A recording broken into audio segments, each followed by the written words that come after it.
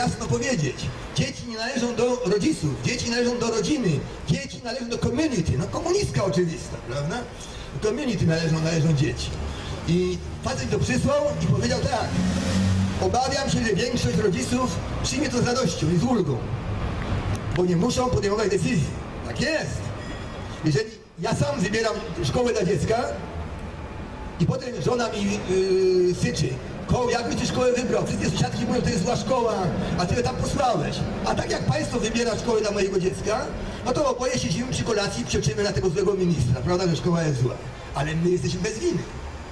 Ludzie bardzo chętnie się pozbywają odpowiedzialności. Czytałem rok temu, jeszcze zarządów tego sukinsyna czerwonego Zapatero w Hiszpanii, który doprowadził Hiszpanię do obecnego stanu ruiny, do spółki z tymi łajdakami z Brukseli. Proszę Państwa, że rodzice hiszpańscy wyrażają wdzięczność, że rząd hiszpański weźmie się za rozwiązanie problemu otyłości ich dzieci. Rozumiecie? Bo właśnie to jest to logiczne, jak dziecko należy do państwa, dziecko jest otyłe, no to niech państwo to zawoduje, co? Nawet klapsa nie mogę dać, jak będzie żarło cukierki, no bo sadzą mnie do więzienia. No właśnie, rzeczywiście, no niech państwo się tym zajmuje. Żyjemy w świecie absurdu. Proszę Państwa, lat temu 100 czy 150 biały człowiek rządził światem. Nasza cywilizacja była najlepszą cywilizacją na świecie. Skąd wiemy? No bo rządziliśmy światem. Prawda? Są różne cywilizacje, wszystkie są równie dobre. Wcale nie mówię, że nasza jest tak obiektywnie najlepsza. Jest cywilizacja India dla Wacho. Każdemu socjaliście się na pewno podobają Indianie na Wacho, bo u nich jest pełen socjalizm. Jak jeden Indianin stoi w tablicy i drugi robią to samo zadanie, to jeden nie skończy, póki nie widzi, że drugi już też kończą równo. Taki naturalny socjalizm w nich panuje. Nie ma tego wyścigu szczurów, nie ma tych zawodnictwa, jest równość, proszę Państwa.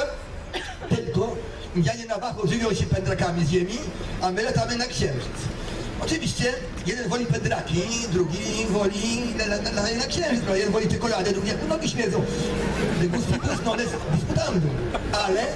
Ale ja osobiście jestem dumny z mojej cywilizacji, jestem dumny z tego, że biały człowiek rządził światem i w odróżnieniu od tej hołoty, która teraz rządzi, przeprasza za to, że myśmy nieśli cywilizację innym ludom, przeprasza za to, to ja nie przepraszam i jestem z tego dumny, proszę Państwa. No myśmy podbili obie Ameryki, myśmy podbili Afrykę, myśmy podbili większość Azji, Australię, Oceanię, na Antarktydę, tam pingwinom się dało spokój. Proszę Państwa, generalnie rzecz biorąc, myśmy rządzili światem. Dlaczego? Bo nasza cywilizacja miała właściwe pewne cechy. Tak jak geny u człowieka, człowiek organizm ma dobre geny, ten wygrywa, ten ma złe geny, ten przegrywa. Tak samo są cywilizacje się z sobą konkurują, jedne wygrywają, drugie przegrywają. Myśmy wygrali. I teraz przyszła czerwona hołota, która odwróciła wartości cywilizacyjne. Uważa, że to człowiekiem trzeba się opiekować, człowiek nie podejmuje decyzji za siebie. Zasada świętego Pawła, że kto nie pracuje, niech też i nie jest niesłuszna. Trzeba karmić tych niedojdów, którym się nie chce pracować oczywiście. Tylko niki bolne. Wszystko stoi do góry nogami. Wszystko stoi do góry nogami, wszystko co było do tej pory dobre jest złe. Jak mówił wybitny sowiecki dysydent Edward Kuzniecow, socjalizm właściwie niewiele wymaga od człowieka. Wymaga tylko, żeby człowiek pokochał to, czego normalny człowiek nienawidzi, znienawidził to, co normalny człowiek kocha i już w socjalizmie można żyć. Jeżeli ktoś lubi, jak zabierają pieniądze i dają tam komuś, no to oczywiście w socjalizmie czuje się znakomicie, jest dumny z siebie, że jego podatki posłużyły, prawda, do utrzymania hordy urzędników, a 40% być może poszło na jakiś tam oczywiście społeczny cel. I tyle. On jest dumny z tego. No i trudno. Ale proszę, niech on będzie dumny i płaci z swoich pieniędzy, a nie z moich. Proszę Państwa, nasza cywilizacja powstała w wyniku takich pierwiastków chaldejskich, babilońskich, egipskich, greckich, rzymskich, chrześcijańskich, żydowskich, cała kupa pierwiastków. One się jakoś te geny ułożyły i były te zasady. Między innymi ta podstawowa zasada, chcącemu nie dzieje się krzywda. Cała kupa innych zasad, która dzisiaj jest też nieprzestrzegana, że prawo nie działa wstecz, prawda, że podsądnemu trzeba udowodnić winę. Dzisiaj jak jakaś panienka kogoś oskarży, że była molestowana, to najpierw idzie siedzieć, a potem to on musi udowadniać, że może nikogo nie molestował, prawda, a nie ona musi udowadniać. A już proszę się w Izbie Skarbowej powiedzieć, że niech oni Pan udowadniają, że Pan jest niewinny. Nie, samemu trzeba się tłumaczyć. Podstawowe zasady naszej cywilizacji są przez obecne państwo zniszczone. A kiedyś nazywałem to faszystowskim państwem, ale to jest to oczywiście niepoprawne. W państwie faszystowskim, nawet narodowo-socjalistycznym, podatki za Hitlera były jednak 2 razy niższe, przeszło 2 razy niższe niż obecnie. Czyli ucisk podatkowy był jednak mimo wszystko niższy. Także nie chcę obrażać obecnego państwa porównywaniem go do III Rzeszy. Jest to państwo pod względem gospodarczym znacznie głupsze niż III Rzesza. Że III Rzesza na szczęście nikogo nie mordują, to jeszcze jest pewien plus, ale nigdy nie wiadomo kiedy zaczną. Nigdy nie wiadomo kiedy zaczną. Otóż to, co jest najważniejsze, to jest nasza wolność, żebyśmy my mieli prawo decydowania o sobie, o swojej osobie, o swoich dzieciach, o swoich pieniądzach, o swoim domu. Ktoś powie, jak to? O domu? To państwo miałoby nie mówić, jak budować domy? No oczywiście nie. Oczywiście nie. W normalnym państwie jest prawo magdeburskie, chełmińskie, kilka rodzajów praw może być, budowlane. Jest jakieś settlement act, prawo osiedlowe, miejscowe, ale już nikt nie kontroluje tego. Jeżeli w danym osiedlu jest prawo, że nie można zbudować domu wyższego niż 2 piętra, no to nie można i koniec. I żaden urzędnik nie przyjdzie i nie wyda zgody na coś takiego, bo takiego urzędnika po prostu nie ma. Nie wolno i już. A jak ktoś wybuduje, to któryś z sąsiadów zirytowany pójdzie do sądu i sąd nakaże natychmiast rozbiórkę. I koniec dyskusji. A jak nikt nie zaprotestuje, no to będzie stało, jak nikomu nie szkodzi, prawda? Prawo jest tutaj bardzo prywatne w normalnym kraju. I jeżeli nikomu to nie przeszkadza, to nie się stało. To jest, proszę Państwa, normalny kraj. Ktoś powie jak to, a pozwolenie na budowę. A po co pozwolenie na budowę? Jeżeli w danej miejscowości wiadomo, że takie domy wolno budować, to człowiek wybuduje zgodnie z prawem tym, który obowiązuje w danej miejscowości, tam załóżmy magdeburskie, czy katowickie, czy inne, będzie będą 5 rodzajów praw, czy budowlanych, czy 6, prawda? I jeżeli buduje zgodnie z tym prawem, to ma prawo budować, żaden urzędnik nie jest potrzebny. Jak ktoś powoduje, jak ktoś buduje brzydki dom, no to wybuduje brzydki dom. To trudno. Będzie jeden brzydki dom na ulicy, a trzeba zakładać, że jak ktoś wydaje 1 milion na budowę domu, no to jeszcze nie będzie oszczędzał 50 000, żeby ten dom jeszcze prawda, brzydko wyglądał, bo to nie sprzeda, ale może być brzydki dom, nic się nie stanie. Jak dziewczyny idą na potańcówkę, to biorą ze sobą jedną brzydulę, żeby na jej tle ładniej wyglądać. W związku z czym, jak będzie na tle tego jednego domu, będą inne wyglądały ładniej i koniec dyskusji. I ostateczny argument, tutaj mamy kolegę Berkowicza z Krakowa, który nam powie, jak wygląda rynek główny w Krakowie i jak wyglądają domy w Nowej Hucie. Jak ktoś dalej twierdzi, że to państwo powinno zatwierdzać budynki, proponuję pójść na rynek główny w Krakowie, obejrzeć te budynki, pójść do Nowej Huty, obejrzeć i odpowiedzieć na 3 pytania. Po pierwsze, które domy są ładniejsze? 2, które są trwalsze? 3, które były zatwierdzane przez miejskiego architekta, a które nie? I to jest koniec dyskusji na temat tego, czy rząd musi zatwierdzać wygląd budynków przy ulicy. Absolutny koniec dyskusji, nie ma o czym dyskutować. Nie chodzi o to, że państwo daje złą zgodę. W ogóle nie powinno państwo się w to mieszać. Koniec dyskusji, powtarzam. To samo w każdej dziedzinie. My nie przewidujemy istnienia Ministerstwa Edukacji, Ministerstwa Zdrowia i wszelkich Ministerstwa Rolnictwa, Kultury, Sportu i czegoś takiego jeszcze, prawda? Nie ma czegoś takiego w normalnym kraju. Mamy się bogacić, prawda? Mamy być bogatym państwem, zdrowym społeczeństwem, a nie bandą ludzi, którzy są ubezwłasnowolnieni i dla których muszą się nasi opiekunowie, bo teraz już nie mówi socjalizm, mówi się państwo opiekuńcze. Co oznacza, że są nasi opiekunowie, którzy pod przymusem zaganiają tę trzodę, prawda, w miejsce, które oni uważają optymalne. Bo powiedzmy sobie jasno, intelektualiści są lewicowcami naturalnymi, bo oni tak, kończyłem 3 fakultety i ja nie mogę pozwolić, żeby ta kobieta, ciemna chłopka, karmiła dziecko tak, jak ona chce. Nie mogę. Ja muszę jej powiedzieć, że karmienie piersią jest szkodliwe, albo odwrotnie, jak nauka powie inaczej, że tylko piersią można karmić, a nie z butelki. Ale ja jej to nakażę, bo ja wiem lepiej, ja mam 3 fakultety, a to jest ciemna chłopka. Prawda? Intelektualnie nie potrafię się powstrzymać przed tym, żeby ludziom nie zrobić dobrze. Takich ludzi trzeba pędzić, po prostu pędzić, prawda, bo ci ludzie robią potworne szkody, odbierają nam wolność, zawsze oczywiście w imię naszego własnego dobra, oczywiście, naszego własnego dobra. Chodzi o to dziecko, żeby to dziecko miało dobrze, ta matka nie może, dziecko musi mieć dobrze, los dziecka dla nas najważniejszy, proszę Państwa. Ta cywilizacja, ta antycywilizacja budowana od 100 lat, która najpełniejszy wyraz znajduje w Unii Europejskiej, to jest antyeuropejska cywilizacja. Oni nazywają Unia Europejska, a są to ludzie antyeuropejscy. Wspominam, że jedną z zasad europejskich było, że nigdy nie tworzyliśmy jednego państwa. Tylko były to bitne państwa, kłóciły się między sobą, walczyły, nabierały siły, prawda? Ludzie nabierali wartości bojowej, prawda? Byli bitni i się bronili. Umieli się bronić. Mieli ducha wojownika, tak jak mówi Stefan Kisielewski. Fighting spirit.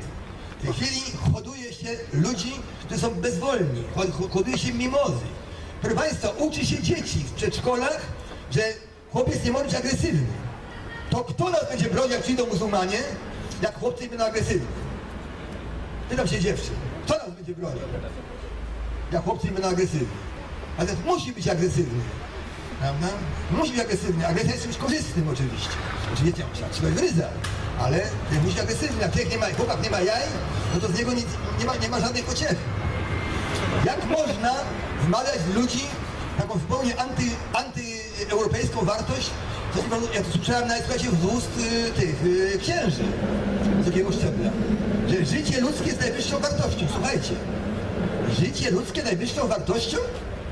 To jest absolutnie antyeuropejskie. Według modelu europejskiego jest imponderabilia. Istnieje, że ludzie oddają życie za honor, w obronie kobiety, dziecka, w obronie ojczyzny, w obronie wiary, prawda? Istnieje cała kupa rzeczy, na które człowiek jest gotów oddać życie. Prawda? Życie ludzkie jest najwyższą wartością? Taka cywilizacja nie może przetrwać. Przecież jeżeli ktoś uzna serio, że życie ludzkie jest najwyższą wartością, no to przyjdzie jakiś muzułmanin, czy nawet dowolny pokurcz, weźmie dziecko, przyłoży nóż do gardła, mówi dawajcie miliard, bo nie to poderże gardło. Więc skoro życie ludzkie jest najwyższą wartością, to jest wyższą niż miliard, no i trzeba mu dać, nie? Jest to kompletny absurd. Mamy zasady, z terrorystą się nie rozmawia i koniec. Nie wolno rozmawiać z terrorystą. Ta zasada została złamana. Jak pierwszy raz porwano samolot na Kubę, to tym ludziom zapłacono okup. I ten człowiek, który wypłacił okup, powinien stanąć pod sądem, bo złamał zasady naszej cywilizacji. Bo on wypłacił okup i w wyniku tego porwano 200 następnych samolotów. Gdyby pierwszemu okupu nie wypłacono, to może by zabili pasażerów, może nie, ale nie porwano by żadnego samolotu na następny. A przez tego Łajtaka, który wypłacił ten okup pierwszy raz, porwano następne 200 samolotów. Przez niego. Ten człowiek powinien stanąć przed sądem za złamanie zasady. Zasada brzmi, z terrorystą się nie dyskutuje i koniec. Prawda? To jest zasada. Otóż nasza cywilizacja była cywilizacją zasad, nie pragmatyczna, tylko to jest zasad. Mieliśmy zasady i dzięki tym zasadom żeśmy podbijali świat. Dzisiaj odeszliśmy do tych zasad. Czerwona hołota zrobiła je odwrotnymi zasadami. To się wpaja dzisiaj w szkołach. Tak nawiasem chcę wam powiedzieć, nie wiem czy wiecie, że Wielki Wschód Francji, taka pseudomasoneria lewicowa, masoneria nie uważa za masonerię, uważa ich za łajdaków czerwonych, ale oni się uważają za masonerię, dostała od Unii Europejskiej już rok temu pieniądze i placet na napisanie wszystkich podręczników historii dla wszystkich państw Unii Europejskiej. Żebyście wiedzieli. Otóż oni kształtują młode pokolenie. Młode pokolenie działają w wartościach dokładnie odwrotnych niż ci zacofani rzekomo rodzice, czyli Europejczycy. Mamy bandę hołoty barbarzyńskiej, która nawet zniosła karę śmierci. To jest padanie w oznak barbarzyństwa. Wszystkie państwa cywilizowane znały karę śmierci. Oczywiście pewne prymitywne plemiona w dżungli brazylijskiej jej nie znają, ale każde cywilizowane państwo zna karę śmierci. Jak to? Jak może nie być kary śmierci? To co? Mamy człowieka, który morduje bliźniego, prawda? Pismo Święte mówi wyraźnie.